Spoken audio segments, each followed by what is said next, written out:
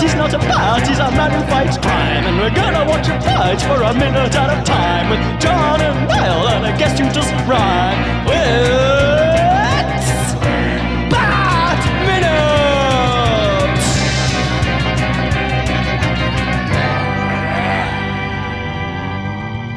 Hello, and welcome to another week of Bat Minute Forever. The podcast where we investigate every blind, stupid, simple, doodah, clueless minute of Batman Forever, 1 minute at a time. I am one of the hosts, Niall McGowan. And I am your other host, the arbiter of the only true justice, John Parker.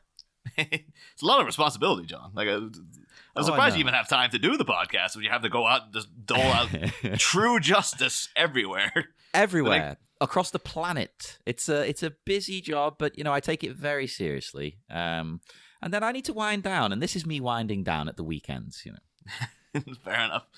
And we have on for this season the first guests of the season. One is a newcomer. It is Robin Burdge from Fright Night Minutes. Yes, you finally have a Robin on your podcast. Am I your first? Oh my God. I believe so, yeah. You never forget your first, Robin. Wow. Holy first Bat Minute guesting. Is that what I'm supposed to say? No. Well, we definitely have to have you back next season for Batman and Robin. Oh, for sure. Come on, for sure. That's writing itself right there. Yep. In fact, you need to be on every episode. Robin's Corner. All right. Yeah. Robin's Corner, yes. A segment. Just constantly defending Robin's role in every scene. Ooh, that'll be tough. How about for the challenge? And joining him, we have returning from last season of the aMASH Minutes and the upcoming Joe versus the Minute, I believe the name is. The Joe versus Volcano Minute podcast is coming up. Tierney Steele Callahan. Hello. Welcome. Yo. Yay. You can't get rid of me. Yeah, coming all the way back from that. Wasn't the Penguins' his patent speech to his pack of rocket-powered penguins? I believe that was the scene you covered last season. Yes, it was. I had literal penguins. It was fabulous, and I do love that I'm one of your first guests. I've been on microphone for less than 2 minutes according to my recording, and I've already suggested segments for your show. Hey, we need more segments. I think that's going to have to be a thing to keep the listeners interested as we start getting into worse and worse films. Okay. So anything you have in mind, just throw it out as you go. Yeah. We won't credit you or anything, but we'll steal it. Oh, yeah. Cool. Sounds good. And we'll make sure if you say it on air, we'll make sure to edit out you saying it and then claim credit ourselves at the end. Devious. But today we're here to talk about Minute 4 of Batman Forever, which begins with the Two-Face's snazzy footwear. Oh, we don't know it's Two-Face yet, sorry. A mysterious pair of fancy footwear. And it ends 1 minute later with the flamboyant flipping of a coin, which we're going to see quite a bit of in this movie. So I think I'm curious to see how many minutes are going to either begin or end with this guy flipping that damn coin. Oh, we should keep a running tally. Yeah. Like 1 flip, 2 flip, 3 flips of the coin. There's one scene later on he must flip it about 50 times, which is... Oh, we'll get to how problematic that is in terms of what Two-Face is all about. Yeah, I have a lot of issues with that.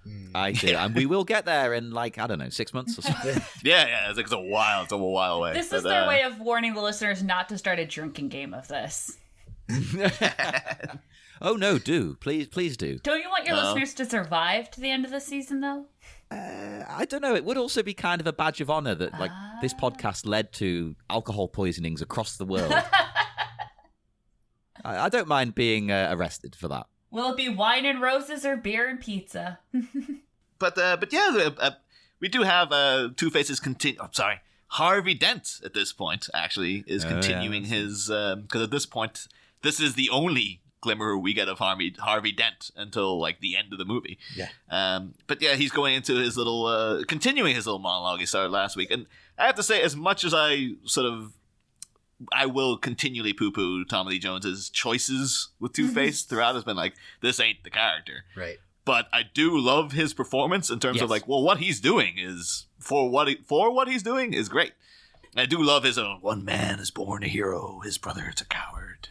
Babies star while politicians grow fat. Holy men are martyred and junkies grow legion. Why? It's like he is on board for this. Like, this is great. Yeah, we're not gonna be able to insult Tommy Lee Jones acting in the 90s. It's just not possible. Yeah, Even in bad movies. He's at his renaissance now. This is like, this is the 90s. This is he's gone through like The Fugitive and Space Cowboys and Under Siege. Space Cowboys is in the 2000s. I was dying watching the opening credits or the beginning, the last 3 minutes that I wasn't here for. And I had kind of forgotten just like it instantly transported me back into the early 90s where you just saw those names and you're just like, oh my God, this is going to be the greatest movie ever made. Yeah. Tommy Lee Jones isn't problematic, right? I don't think anything. He strikes me as the type, though, because he seems to be such like an old-fashioned kind of guy. But I almost wonder, if you can be old-fashioned and keep it in your pants, and that kind of like I could see him just being like, I don't need to do this. I'm Tommy Lee Jones. Yeah, I reckon he's probably so grumpy that he doesn't want to do any of that. Like, that doesn't interest him. No. He strikes me more like he would just be like a kind of dyed-in-the-wool, old cowboy Republican Reaganite type. But then he might not be. Like, he could be. You never know. Maybe he's like ultra-liberal. Last season I did so much research before coming on, and this year I was just like, I don't need to rewatch this. I know Batman Forever, and I queued up minute 4, and I started, and I was like, holy crap, I don't remember any of this. Oh dear. Yeah, I had to watch the whole movie again myself. A little refresher. I'm so glad you said that, though, because I didn't remember any of this bit. No! And I didn't remember any of the upcoming sort of grand plot with the device. That's all I'm going to call it for spoiler reasons. Didn't remember any of it. I will say I've just looked up Tommy Lee Jones' political affiliations, and this was an eye-opener for me. Oh, God. It says he is a supporter of the Polo Training Foundation. He is an avid San Antonio Spurs fan. He's often seen courtside at Spurs games. Okay. This is his political aligning? Yeah, what the hell? This all came up with it. But it says, at the 2000 Democratic National Convention, he gave the nominating speech for his college roommate, Al Gore. There we go. Oh, so they're friends. Oh, that's cool. I couldn't remember what it was. I was like, he's a Democrat, I think, but I didn't want to say it in case I was remembering completely wrong. That's the thing, though. You imagine, like, if Tommy Lee Jones, like, having a college tirade, though, comes in drunk. Al Gore's watching this scene, been like, oh, this is bringing back so many memories. And when I was lying in bed trying to sleep, and Tommy would just come up, crawl in the bed with me, and go, why? Oh my God.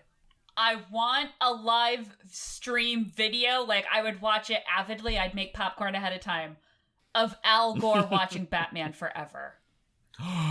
We can get a Patreon together for that, right? Are you talking about Al Gore watching Batman Forever, the movie, or Al Gore just watching Batman Forever? Even better. A continuous loop of just like over and over and over again.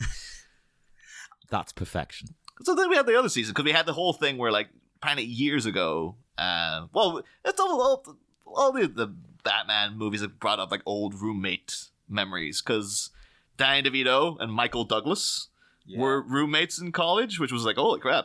And then Jack Nicholson and Marlon Brando shared a condo in the mid-2000s for a period of time. And it's just like those two instances and Tommy Lee Jones and Al Gore, I want to see them all together Like, this should be like a new season of Big Brother or something. It's just like these guys all living together. Of course, you have to raise some people Now, from the see, dead. I'm like sitting on my hands because I actually wrote out in my notes, don't make a Kamala Harris joke, don't make a Kamala Harris joke for this minute, because so I realized this would have been my first introduction to the character of Two-Face.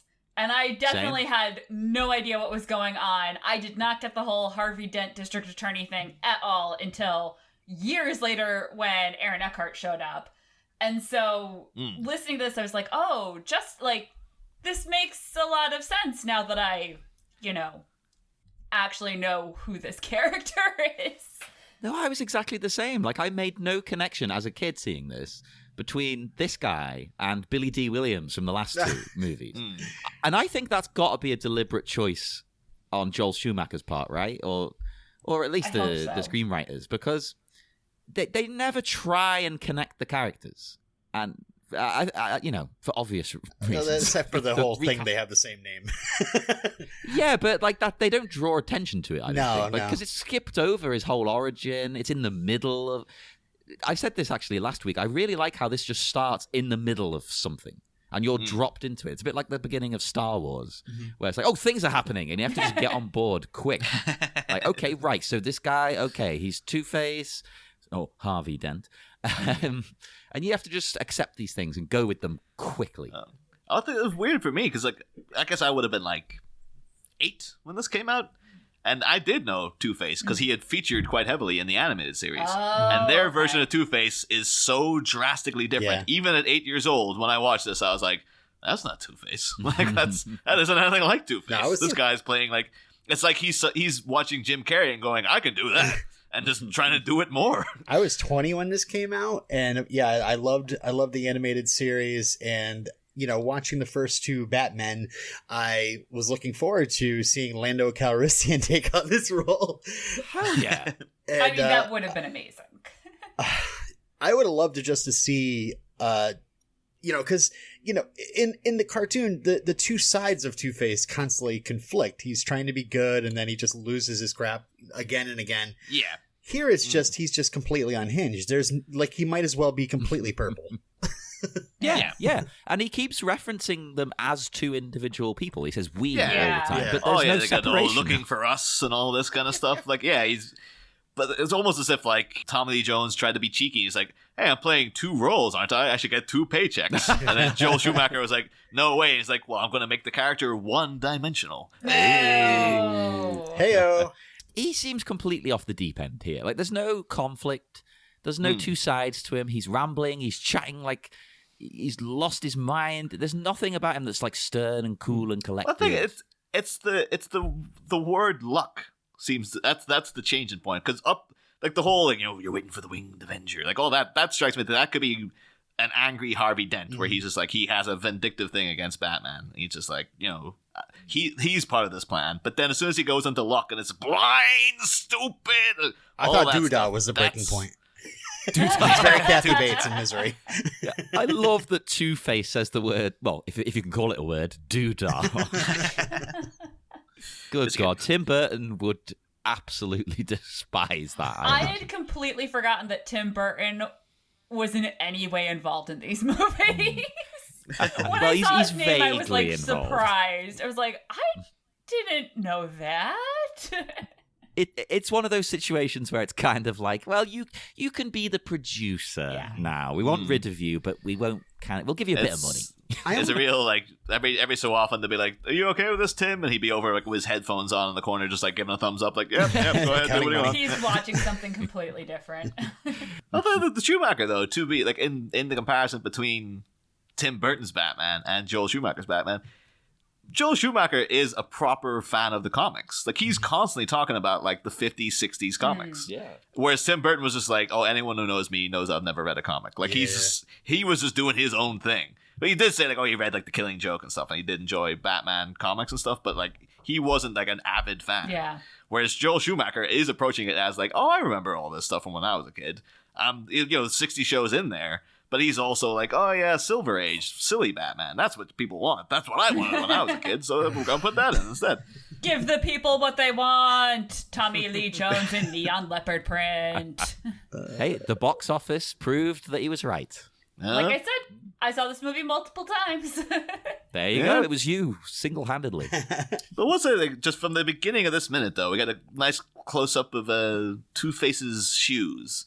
He's got a hell of a heel on those loafers, let me tell you. Oh, yeah. Tommy Lee Jones is not afraid to express his masculinity while wearing a heel.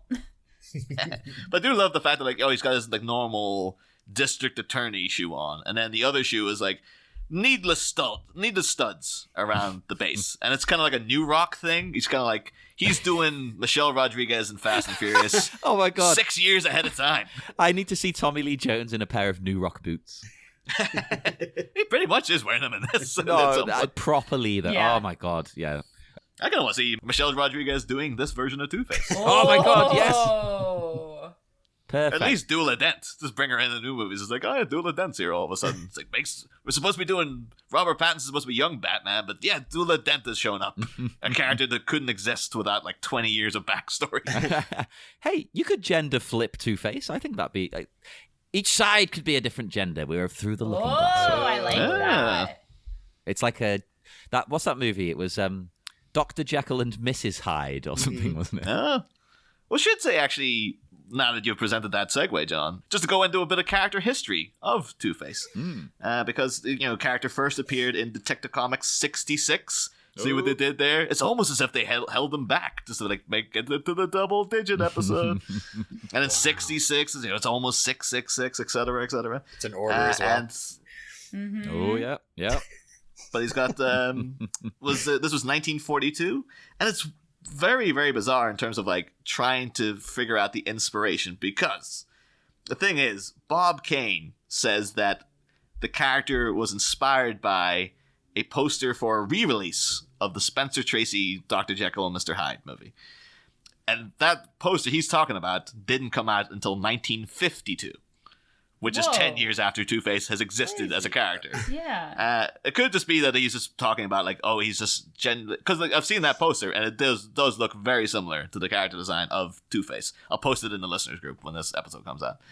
But you could just say like maybe he's just going for like the general aspect of Jekyll and Hyde is what Two-Face is. It's supposed to be a character that flips back and forth. Like initially when he started off as a character, he would flip a coin, and then if it landed like clear head up, he would rob something during the day, but then give all the proceeds to charity.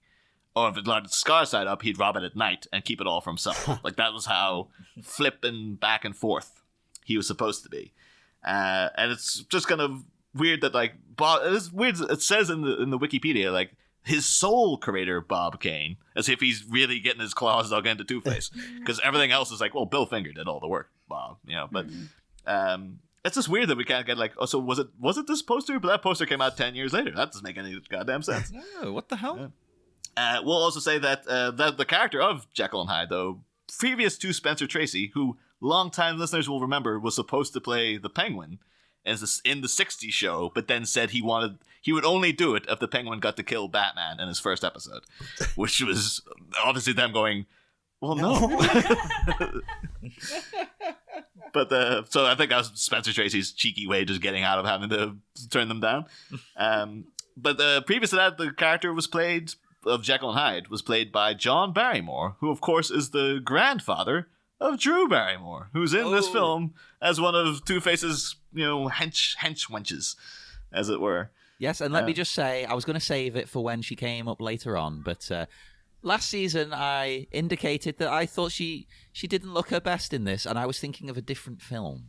So I take it back, because I rewatched this and thought, oh, she looks amazing. I had completely forgotten she was in this. I would have gotten out my historical research family tree to prove that I am very distantly related to Drew Barrymore. Oh, It's very exciting. It's through like a wedding in the 1870s, but technically, Hey, I'll take it. We are related. other thing about Harvey Dent, interestingly enough, is that originally the character in his first appearance was called Harvey Kent. And the first, if you get like republishings of that issue, they keep it in there. It's like, but then later on they retconned it to Harvey Dent because it sounds too similar to like Superman's Clark Yeah, Kent. I could understand that, like, you know, if it was Marvel were doing one of the two. But they're both DC. What the hell? That would have been an interesting story, though, for Superman to discover that his, adopted parents are, the cousin. His cousin is Two-Face in Gotham, and there was a wedding in Why the not? 1870s, and they're related. Distantly related. That would be genius. That would be like, they could have like a Civil War, like a Marvel Civil War type story with Batman and Superman, where it's just like, I can't let you take him to Arkham again, Batman. He's my cousin or whatever. There's still good in him. This writes itself. This is amazing. Change it back to Kent. Start a petition. It's weird though, because the thing is, like, Harvey Dent is such a good name for the character, because the whole character's thing is like, well, he is dented. He has he's been scarred and he's broken. mutilated. So he was a pristine thing. Now he's got a big dent in his face. He's Harvey Dent. That's the English paper retcon. He talks to an imaginary bunny rabbit too. That's Harvey. Oh, I would have loved if I had James Stewart playing, just anyone in a Batman movie to constantly be like, oh, my buddy Harvey Dent over here. I wish he could have been maybe like an Alfred. I would have liked that. He doesn't have to be British. Goodness. You could change him up a little bit, rework the character. Well, Batman never get anything done, though, with like all the wholesome advice. You'd be getting like, oh, sit down a second here now, Bruce. Have a sandwich. It's like, Alfred, I only got 2 minutes to get down to the city. Get on with it. I actually, in this scene, though, I have one problem with what's going on, right? Because during the rant, Two-Face, he shows his true face, so to speak. We see the other side, the purple, bizarre, twisted side. And he sort of leans it to one side, one angle there, as if shoving it into the hostage's face, but also into our face. It's like, the pose looks so unnatural. And it's kind of like, look, I've got a weird face to the camera. I spent It's hours weird. of makeup on this. That's exactly the impression I get. It's like, no, show it all. Come on, please. Well, I'm okay with it, because I think, well, it is to show us. They're even doing like the red lighting and stuff on them to Just shoot it from the other side. And then the orchestra doing this to make it like, oh, it's so disturbing. But I think it is also, he's trying to freak this guy out as well. And it's relevant to what he's talking about, because this whole thing is like, Harvey Dent's flip of the coin is all about, the chance. What your life is now dependent on chance. And luck or chance is what happened to me. And like, he's showing him like, this is what luck gets you. It gets you friggin' half a purple face. It does fit. I'll defend it on that front. It's like, because he's not like even embracing his deformity. It's really still troubling him. He's not like, I'm going to embrace this. I'm going to make this my thing. He's like, no, this has really messed me up. Look at it. I actually always thought, if you look though, because it's like you got like the purple, purple skin tone. That's from the acid, but it also looks like he's actually got like proper scars slashed into his face. I'm wondering if that's a thing that he did later, like as part of like a self-loathing thing, or maybe to make himself like more like the coin. It's like, I've slashed the coin, I'm going to slash my own face as well to emphasize it even more. I don't know. I don't think that's what they had in mind, but it is weird to me that he's got like visible, not burns, but actual line scars going down the side of his face. Acid does weird stuff, man. I'm just going to put it down to the acid, I think. But it could be like, self-loathing, looking in the mirror, kind of, like when the Joker first looks in the mirror and freaks out a little bit. Yeah. It's funny that, Tommy Lee Jones has such like a craggly face, so it's hard for the handsome side to look really need that? more smooth. Yeah. Yeah, it's just his face. It's like Tommy Lee Jones walked on set and Joel Schumacher's like, oh my God, what a hideous makeup design. They're like, that's just his normal face. Joel, we haven't done anything yet. That was a joke. That's why they didn't work together after this movie. This is one of those things where it's like, come on, it's comic books, but just the fact that it's a perfect line down his face when it was from just an acid accident. And, that upset us last week, actually. Why isn't it just like kind of not a line? Do like little splash marks, kind of, leaking into the other side and make it uneven. It was gratifying in The Dark Knight when you saw the Two-Face reveal, and it's like, oh, thank God it's not a straight line. It was so... They managed to get that right. Also, the fact that, it got his hair as well, so he's eternally stuck with that one hairstyle because he can't possibly flip any of that purple over, with like a different part. I want to see that. It would ruin the effect completely. What other styles could he maybe go for? I'm not sure.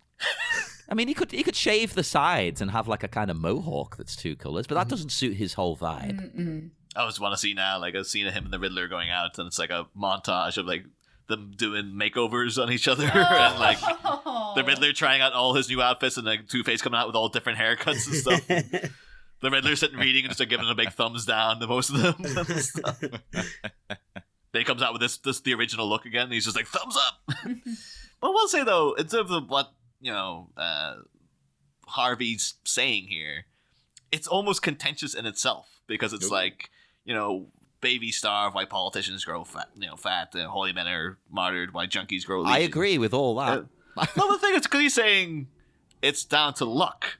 A lot of people will be like, luck ain't nothing to do with it, Harvey. It's a corrupted socio-economical system that has screwed over the lower classes while favoring the rich and whatnot. If you want me to go on an anti-capitalist rant, I can. But I think he was definitely leading you towards that. But it really does strike me as just like, well, that isn't luck though. That's like you getting, even you getting scarred was like, it wasn't luck. It was a premeditated act that led you getting that. It was, you actively pursued. Maybe that's his coping mechanism. Maybe he's just like, if Harvey Dent existed in real life, he'd be on YouTube as like a red-pilled kind of guy going like, there's no such thing as sexism or racism anymore. It's all down to sheer chance. There's nothing corrupt about the legal or the socioeconomic system at all. It's all down to luck and just flipping a coin and people be like, yeah, man, and all this sort of, you've seen that stuff on YouTube. Oh, God, unfortunately. Yeah. I mean, sometimes I watch it out of spite. But then I feel bad because I've given them another view. Yeah. And it's like, I'm enabling it. That's awful. So I'll go on like 6 weeks of like, no, I'm not doing that again. I wonder now, though, is Alex Jones related to Tommy Lee Jones through like a medieval 18th century wedding at any point? Or? It's funny. He starts off this quote saying, like, one man is born a hero, and I was waiting for him to be like, and some of us live long enough to become the villain. Oh, God. Oh, that would have been perfect. I didn't even think of that. But, I mean, I do agree with you now. Like, it's weird and he's wrong. But I think from his point of view... Like, I just want to make clear. He's wrong on that. But from his point of view, you could argue it's luck. Like, as in, he's in the wrong place at the wrong time. This set of circumstances led him to this set of circumstances that led him to be in this position. It's kind of, who could have known these roads would lead the way they did? I think that's his argument, and it's wrong, but he's insane.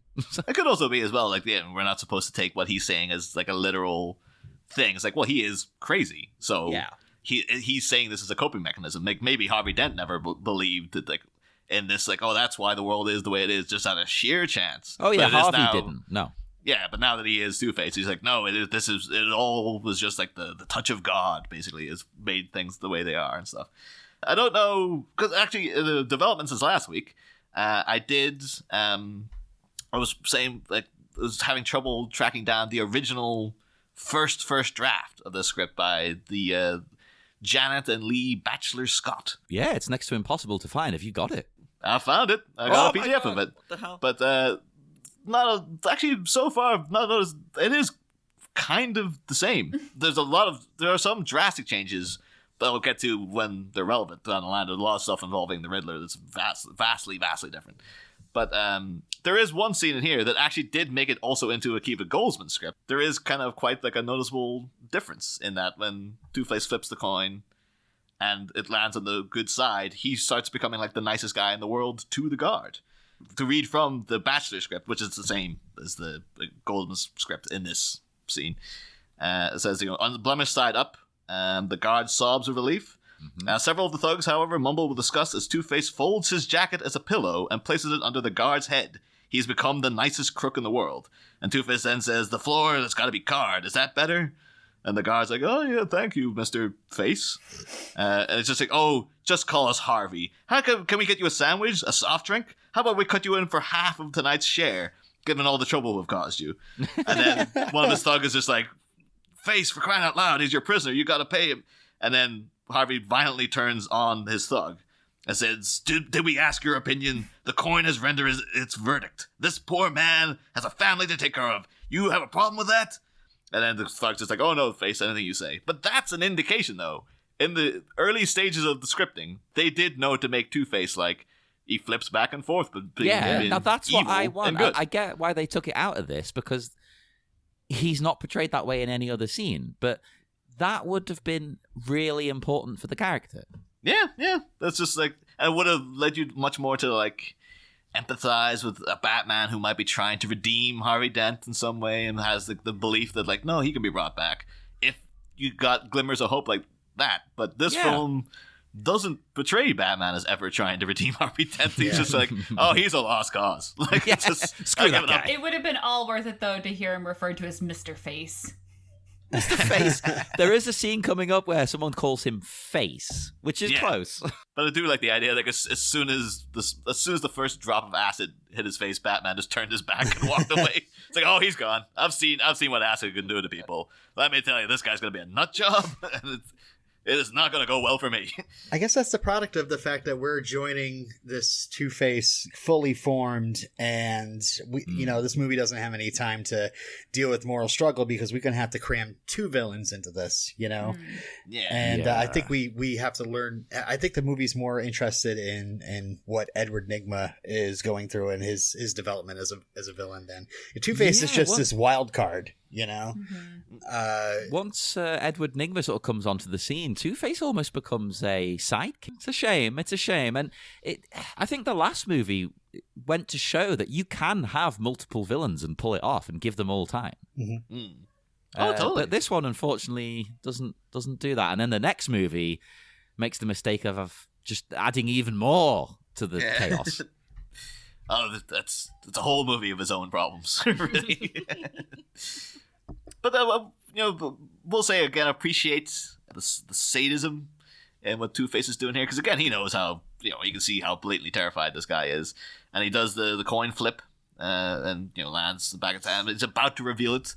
He does an old gives the guy a bit of blue balls. He's just like, oh, about to show him, and like, oh no, it's like the touch of God. Wait, like really savoring, like he's getting off on the idea of like, I'm about to see what fate has delivered because it's by sheer chance, and I'm all about chance and stuff. Well, a coin toss isn't chance though, because like the way you flick it and all these kind of things influence it.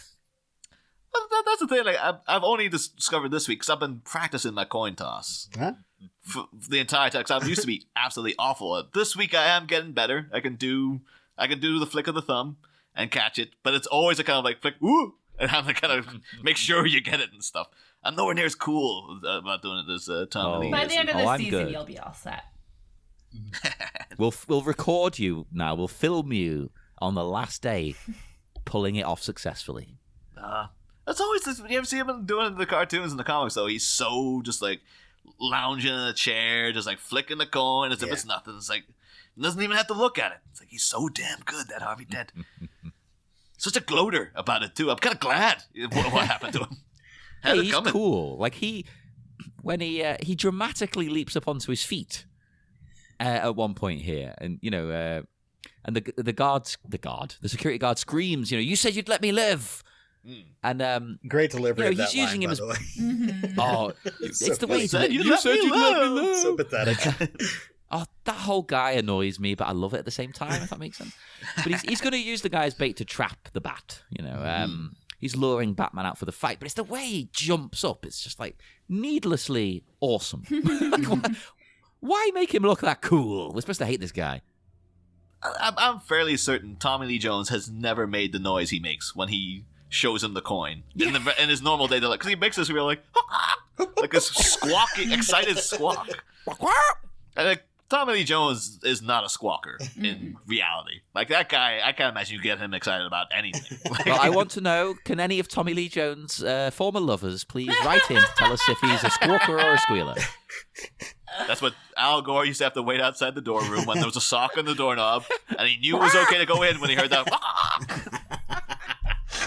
Knowing Tommy, because he seems like such a dry guy, and Al Gore is infamously, for all the good he's trying to do the world, very, very boring. Like you are hearing me talk. Like that gonna. I can imagine their college dorm room was probably like the most boring place. in the world. See, the problem is they're both extremely dry, but also can be like devastatingly funny, and so yeah. All of a sudden, the idea that those two guys know each other and kind of develop their sensibilities together makes perfect sense. And I get the impression, Tommy Lee Jones, you say he's an old-fashioned guy, Niall. Yeah, I get the vibe, that guy can drink. Oh, yeah. He looks like a drinker. Have you seen Tommy Lee Jones in Love Story? I might be the only person here who's a big fan of that movie. That's okay I if have you never haven't. seen it. No. But I've never even heard of it. He's smoking and drinking basically the entire time he's on screen in that film. No, it's probably real as well. He plays the college roommate of the main character. Al Gore's Love Story. Is that what happened? Yeah. Another early credit of his back in 1973 when he was only 27 and looked exactly the same. He was in he really does. Yeah, he was in the video for he was in the video for Piano Man. Oh. And he played Paul, the real estate novelist. And he's sitting there smoking and drinking and talking to Davey, who's still in the Navy. There you go. He's smoking and drinking. That's just Tommy Lee Jones. Yeah. That's not the character. That's the vibe I get off him. And I also get the vibe that he was born old. Yeah. Oh, yeah. Some of us That's one of the only really good laughs I remember in Men in Black 3 when they have Will Smith goes back in time to meet young Agent K. And it's Josh Brolin playing him. And it's just like, it's Josh Brolin, of course, at this point, it's already like a middle-aged man. But he's saying, like, oh, so, you're Agent K? Like, yeah. It's like, what age are you? Like, 23. Like, oh, you got some city miles on you, don't you? The thing is, if you just digitally de-aged Tommy Lee Jones, it would have been the same joke. Just it would have worked perfectly. They should have done that. Now that the Irishman's come out with all this de-aging stuff, they could have done it. Yeah, totally. Of course, and so the Two-Face does his little excited squawk. And says, "Fortune smiles, another day of wine and roses, or in your case, beer and pizza." That's a bit presumptuous, isn't it? Yeah. Plus, it's also like, oh, we're not all hauling in friggin' district attorney money, Harvey, with like, oh, you go out and buy your fine vintage wine. Okay, I know several lawyers, and they are all about beer and pizza. So yeah, it's very presumptuous that. Like, it's very classist, I think, because people assume, oh, working class people, you have beer and pizza, right? You don't drink wine. No, that's ridiculous. If you go to a wine bar here in England, you get people making fun of you. It's like, no, shut up. Yeah. What's posh and fancy and, that about wine? It's hardcore. You wake up feeling like crap from a bottle of wine. The thing is, too, like, you can buy cheap wine as well. Like, you can get a bottle of wine for like £3 if you want. Like, yeah, you can get a good bottle of wine for like £5. I was going to say, you can read it as classism, and it works with this guy.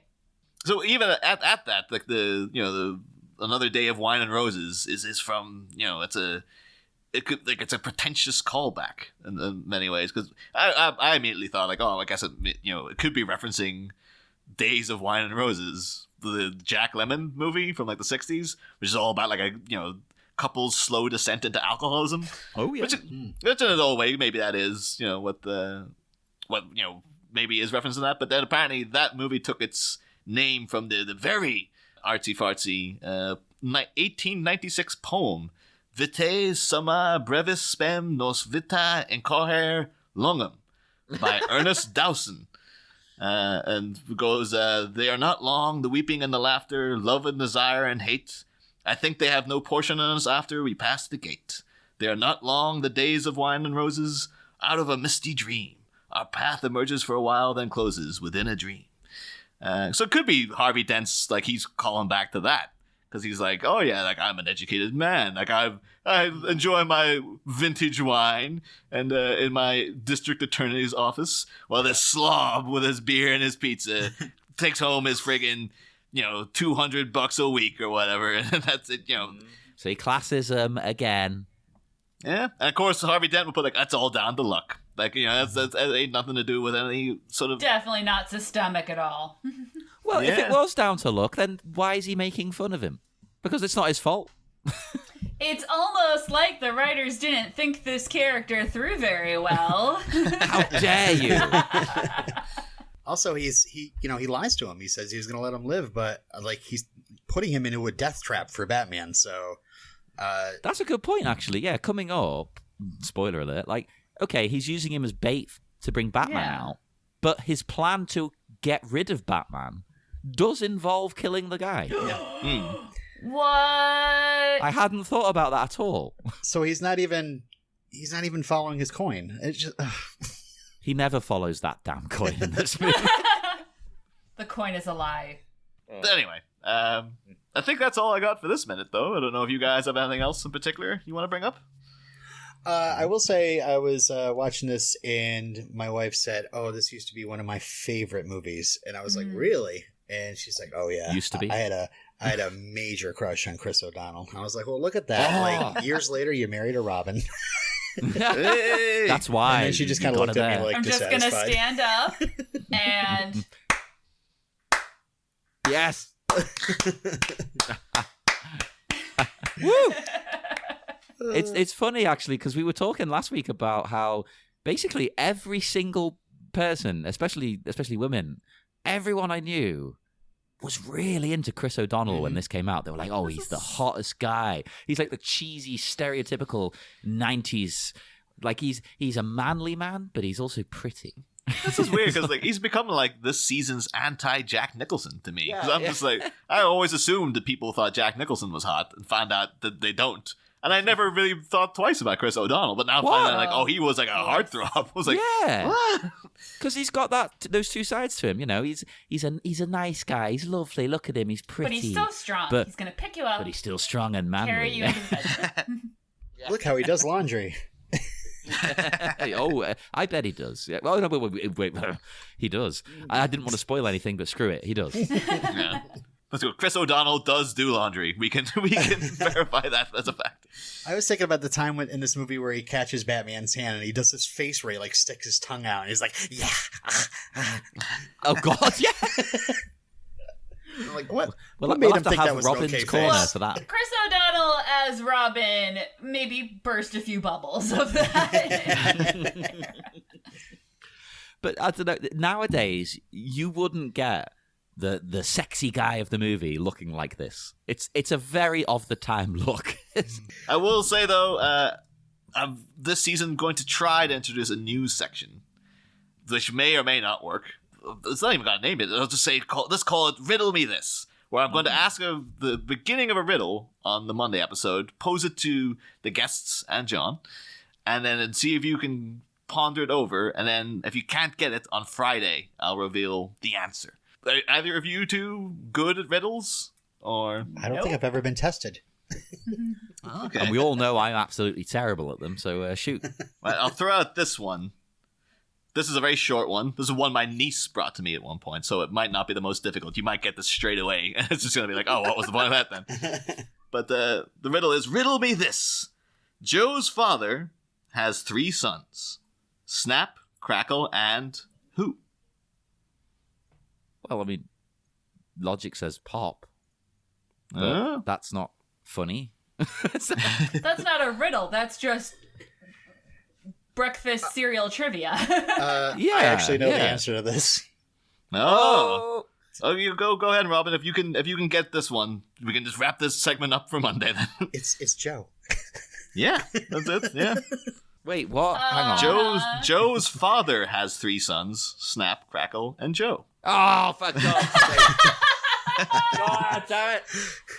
The thing is, when my niece brought that to beautiful. me, she misread it, and she was just like, a man has 3 sons: Snap, Crackle, and who? Ruining the riddle. And me and my brother were just going over, it has to be Pop, and she kept saying, no, it's Joe. And then eventually we got, like, she was reading it off her tablet. We had to get the tablet, and they're like, no, it says here's Joe's father. You completely messed this up. Well, because you got the riddle right, that means you are exempt from the next bits before we go. I need to toss a coin to see if the guests can return on Wednesday or if we execute them in acid. Oh dear. So you got the riddle right, so you're exempt. Awesome. But Tierney, we need to toss the coin. What do you want, heads or tails to survive? Save my tail. Oh, tail. Okay, here we go. Live on air. Tails! Yay! You live. You can come back Wednesday.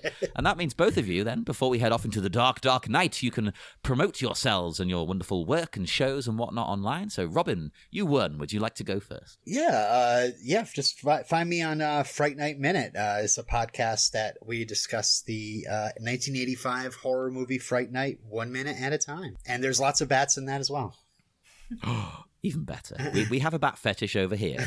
So, Tierney as well. Would you like to promote your great shows? Oh dear, there are no bats involved though. I hope it's okay to tell your listeners that I co-host aMASH Minute, which is about the movie by Robert Altman.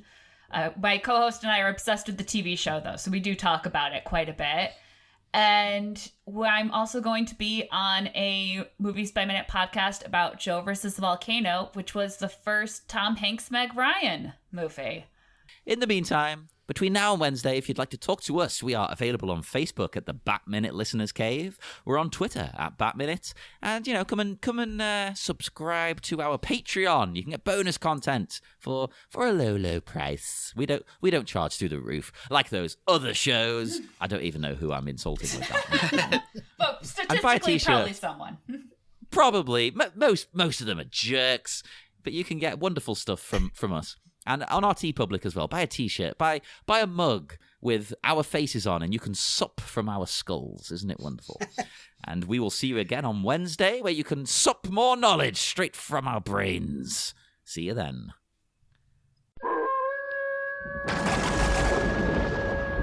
Next time, on a fright night of an altogether darker kind, we cut to the chase. A coquettish clinician is called in to analyze the psychotically split czar of sin. Chins are wagged and confabulations are had over two timings the bat was blind to ignore. But will our ill-tempered Templar still find this new flirty faculty fixer to be to die for? This is your host, Peter Vincent, imploring you to join us again on Wednesday for your own sake. Same bat pod, different bat minute. Ba-da-da, ba-da-da-da-da-da-da-da-da-da.